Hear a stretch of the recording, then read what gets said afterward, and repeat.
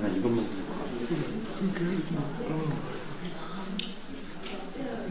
제가 이게 석탄을 원형성 페인을 원형성 때가 보고 또 원형성 그냥 내가 나가면 보고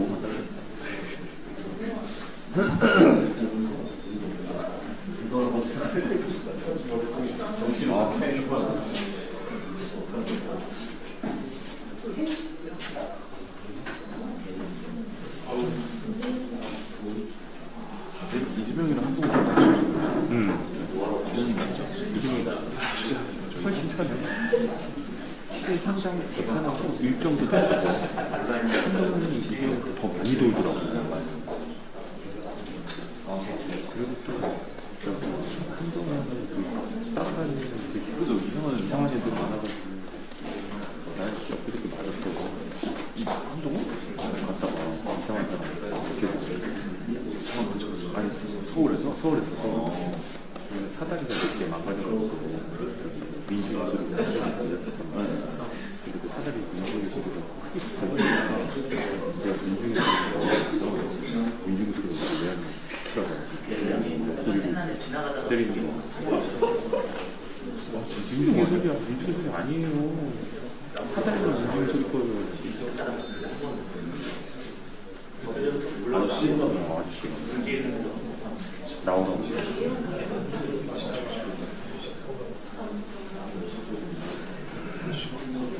아니 민중이 소리 싫어.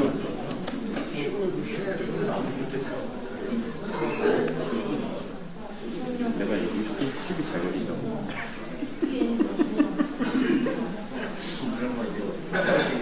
아무 말 안 하고 가만히 서 있기만 했어야 돼. 사다리 보일 때마다 손으로 이렇게 저장했는데 나중에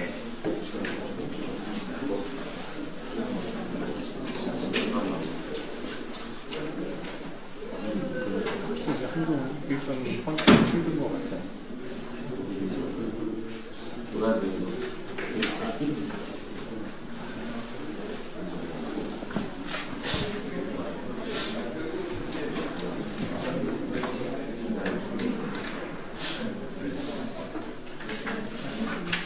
이재명은 내일 또 재판받을 거야.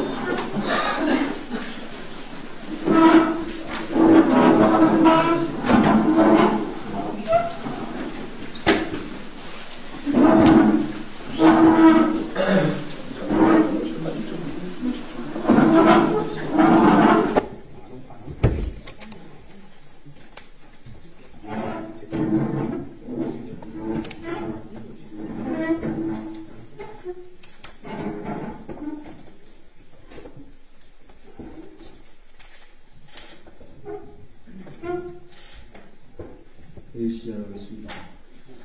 이제 투표가 이틀 남았습니다. 국민 여러분, 위기의 대한민국을 구해주십시오. 여러분이 만들어준 정권이 최소한 일할 수 있는 여건을 만들어 주십시오. 오직 투표만이 위기의 대한민국을 구할 수 있습니다. 여러분이 때리시는 회초리 달게 받겠습니다. 하지만 그 회초리가 쇠몽둥이가 되어 서로를 쓰러뜨려서는 안 됩니다. 일 잘하라고 때리는 그 회초리가 쇠몽둥이가 돼서 매 맞은 소가 쓰러지면 밭은 누가 갈고 농사를 어떻게 짓겠습니까? 이대로 가면 우리가 가까스로 지키는 대한민국이 다시 무너질 수 있습니다. 개헌 저지선을 주십시오. 탄핵 저지선을 주십시오. 야당의 의회 독재를 저지할 수 있는 대통령의 거부권만이라도 남겨주십시오. 야당의 폭주를 막을 수 있는 최소한의 의석을 지켜주십시오. 무엇보다 법 지키고 착하게 살아가는 대다수 국민들의 꿈과 희망을 지켜주시기 바랍니다. 저들의 지난 2년간의 입법 폭주는 야당의 의석이 모자라서 벌어진 일이 아니라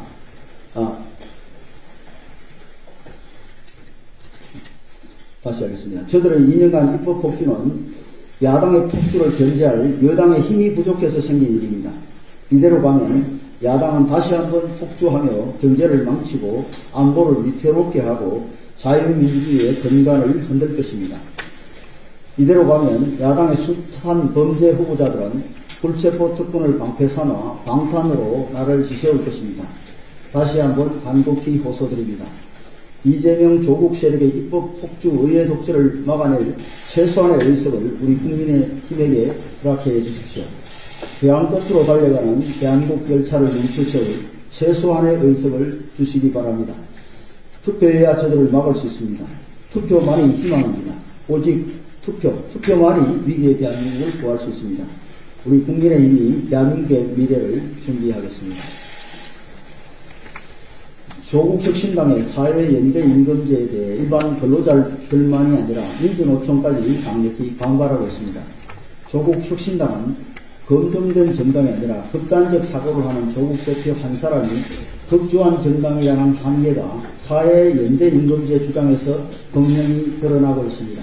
실제로 스웨덴은 대기업 근로자의 임금 인상을 억제해서 저수익 기업의 근로자 임금을 높이기 위한 연대임금제를 1956년에 도입한 바 있습니다.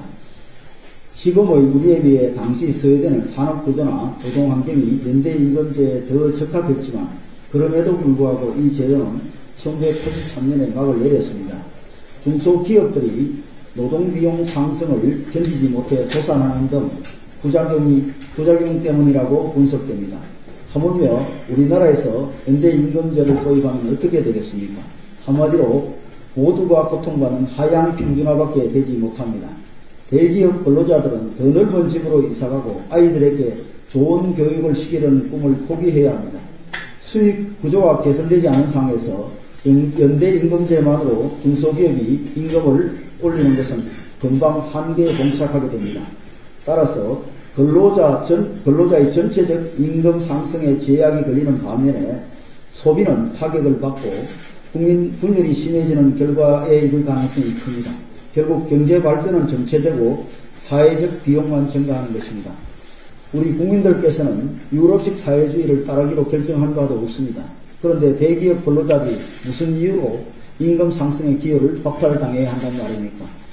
임금 양극화 문제는 노동개혁을 진행하면서 대기업과 중소기업 간의 불공정 거래를 개선하고 동시에 신산업 육성으로 경제 전체의 파이를 키우는 방식으로만 해결할 수 있습니다.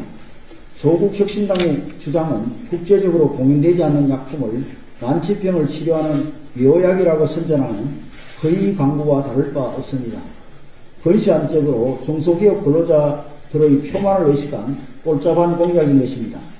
이런 조국 혁신당이 국회에 대거 진입하면 민주당과 장단을 맞춰 어떤 무리한 이념 보관을 추진할지 벌써 걱정이 됩니다. 수련이에게 생명이 걸린 수술을 맡길 수 없듯이 정책 검증 한 번 없이 급조된 조국 혁신당의 의회 권력을 맡길 수 없습니다. 경제는 산업화와 세계화를 성공시킨 검증된 실력의 국민의힘에 맡겨주십시오.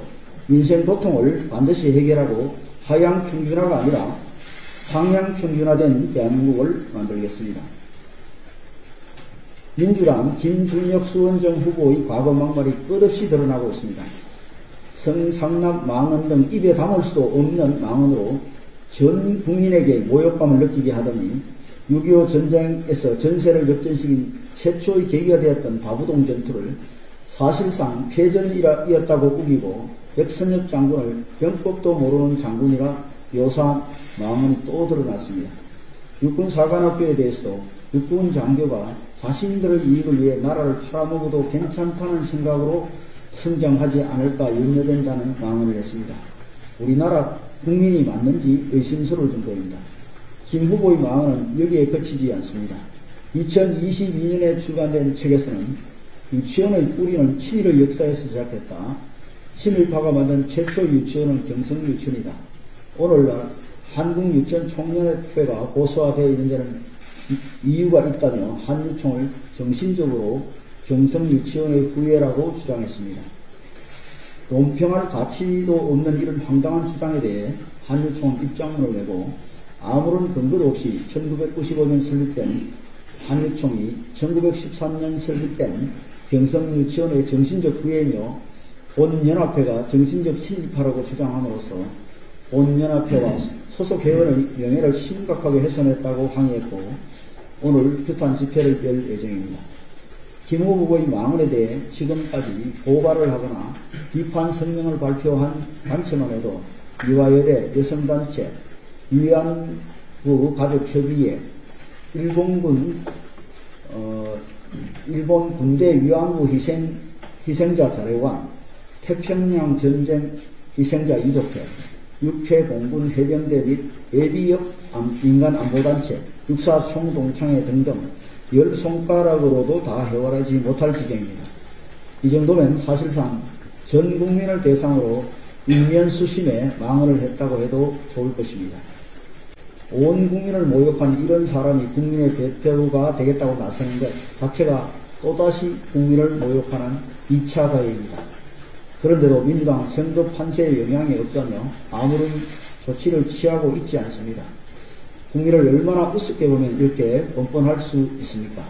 국민들께서는 이미 사전투표를 통해 민주당의 포함 무치함을 심판하셨을 것이라 확신하며 올해 본투표일에도 다시 준엄한 심판을 내려주시기 바랍니다.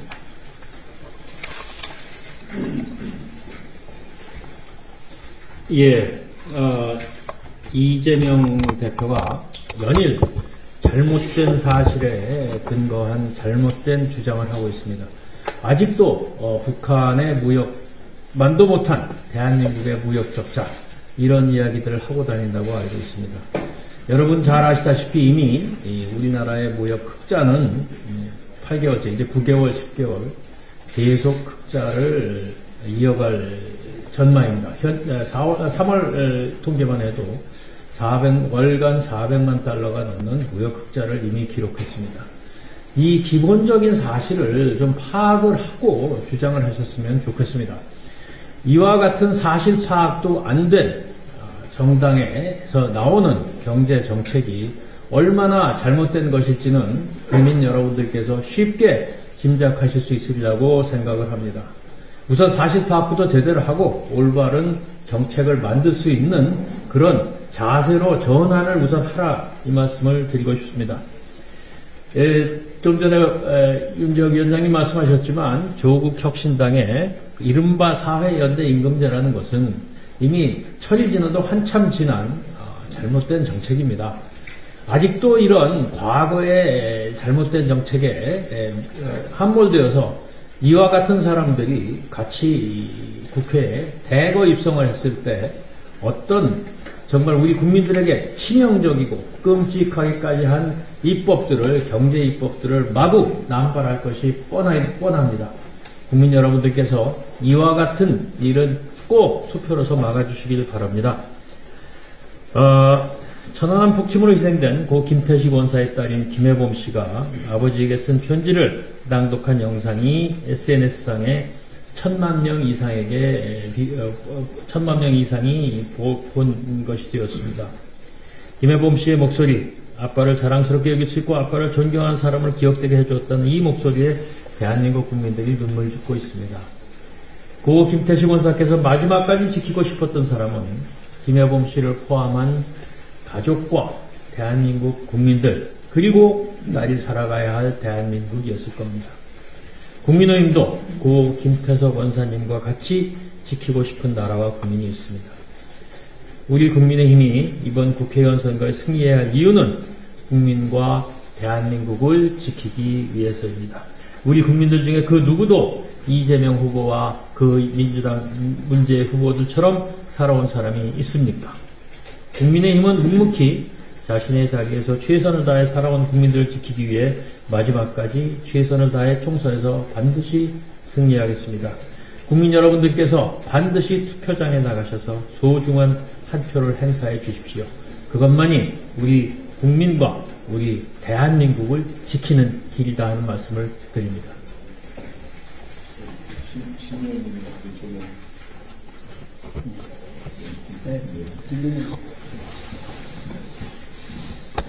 제가 그저께네요. 토요일날 전화를 받았습니다. 급한 전화였는데 지금 온라인 언론을 저희 당의 용인갑 이원모 후보가 장식하고 있는데 너가 지금 그런 경제 문제는 잘 알고 있는 만큼 대처를 해라. 그래서 보니까 요지는 그거였습니다. 이원모 후보가 SK하이닉스 주식을 가지고 있고 SK하이닉스는 용인갑의 이전 혹은 뭐 그쪽에 사업장을 가지고 있어서 이해충돌 여지가 있다. 그리고 이제 사퇴하라. 뭐 그런 요지였었는데요. 저는 그런 생각이 들었습니다.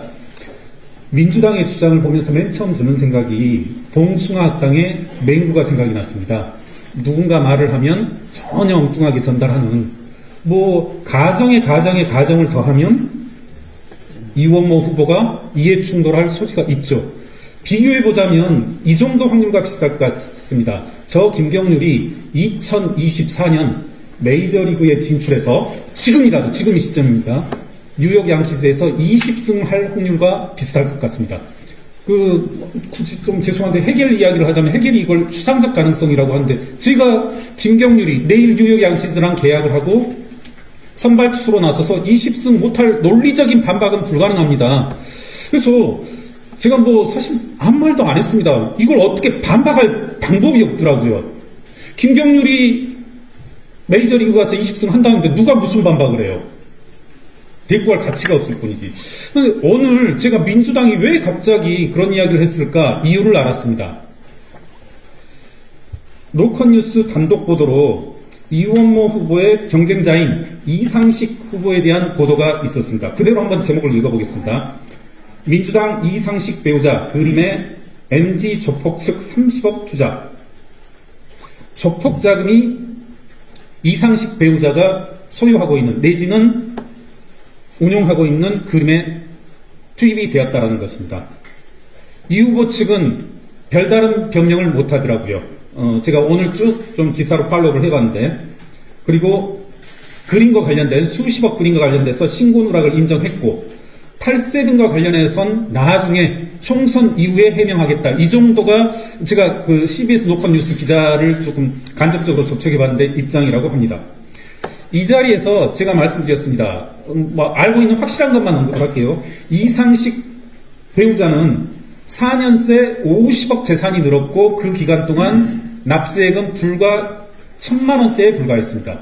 제가 분명히 이 자리에서 경고했었는데 이분은 사법 처리가 뒤따를 것입니다. 과연 이런 후보를 언제까지 우리는 봐야 되고 또 민주당은 그런 후보를 비욕하죠. 상대 후보인 저희 당 후보에 대해서 마타도어를 그렇게 일삼는지 이해충돌만 나오면 민주당은 사실 정신을 못 차리더라고요. 제가 뭐 시민사회에 있으면서 재벌 문제, 경제 문제 이슈를 좀 접근하는데 이해충돌만 나오면 좀 앞뒤 좌우를 못 가리는데 하나 사례를 들어드리겠습니다.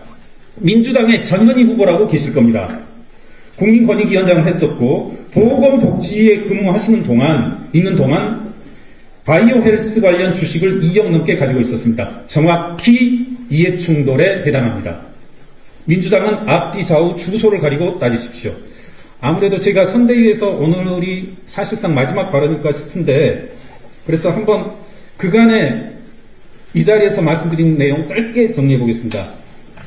여의도 정치권에 발디딘 지 한 100일이 됐는데요. 많이 바뀐 것 같습니다. 제가 재산신고 내역을 쭉 검증하면서 세 분 한번 말씀을 드려볼게요. 먼저 그간의 일반적인 상식적인 입장에서 소위 저보고 진보 진영에서 왔다 이런 말씀들을 많이 하는데 그간 국민의힘의 인물들이라고 연상될 만한 그런 사건들이 몇 가지 있었습니다.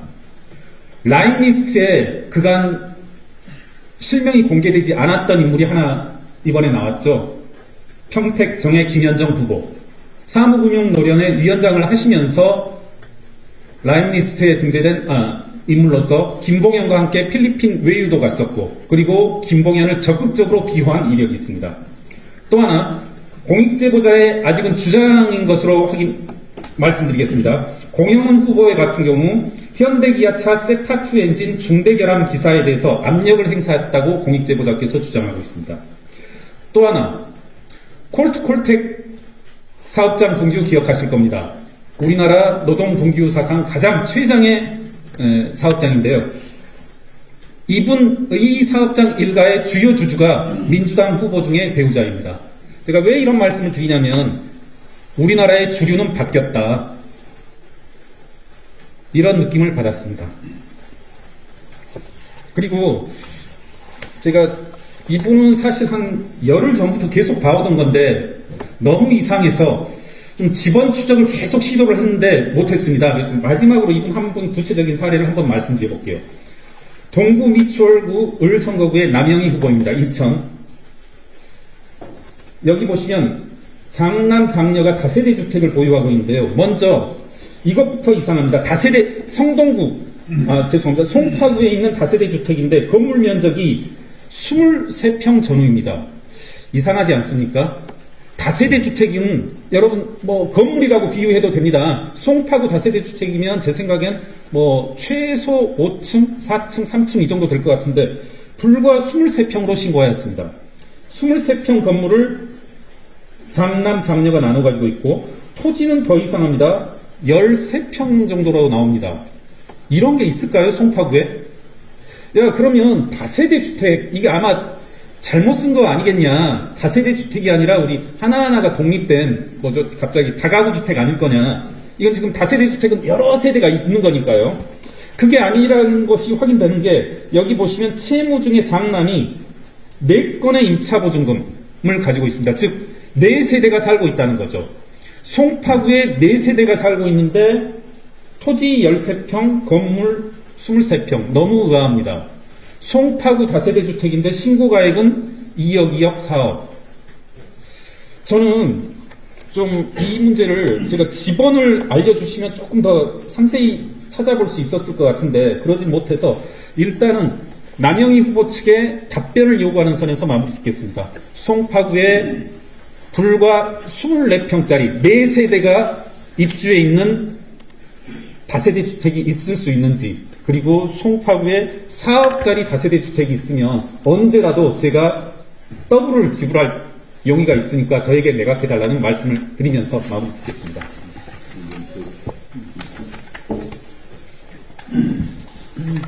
네, 민주당 김준혁 후보 막말 시리즈가 정말 끝이 없습니다.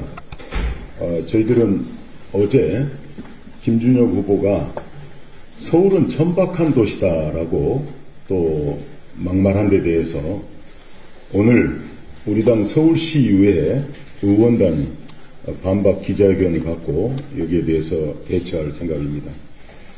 방금도 지적이 있었지만 이런 김준혁 후보 또 이상식 후보 이런 것 같습니다. 이제 이틀만 버티면 된다. 이틀만 버티면 당선이다. 뭐 이런 생각을 가지고 있는 것 같습니다. 선거는 민주주의의 꽃입니다. 묻지마 투표로 이런 범죄자들이 득세하고 승리한다고 한다면 우리 민주주의는 후퇴할 것이고 윤리, 도덕성 그리고 법의 공정성은 문제가 될 것이라고 우리 유권자들이 엄중하게 판단하리라고 생각이 됩니다. 그런데 이틀만 버티면 된다고 생각하는 이상식 후보 등 민주당 후보 21명 그리고 조국혁신당의 황운하 후보 총 22명은 공직선거법상 허위사실 유포로 고발되어 있습니다.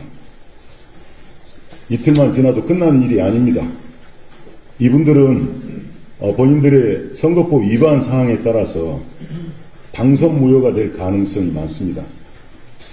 우리 지역의 우리 유권자들은 현명하게 판단하실 것입니다.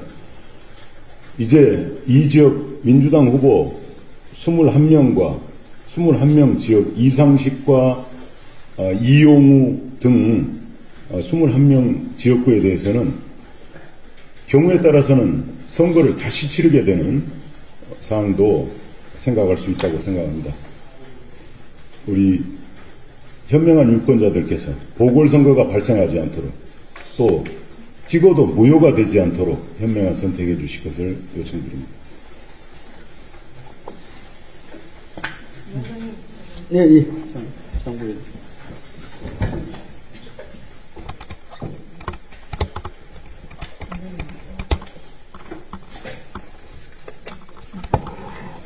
네, 안녕하세요. 장서정입니다. 저도 오늘이 마지막 선대위 회의일 거라 예측하고, 네, 마지막으로 제 목소리가 어디까지 어떻게 닿을지 모르겠지만, 그래도 힘을 내서 말씀드려 보겠습니다. 저는 여전히 무당층에게 말씀드리겠습니다.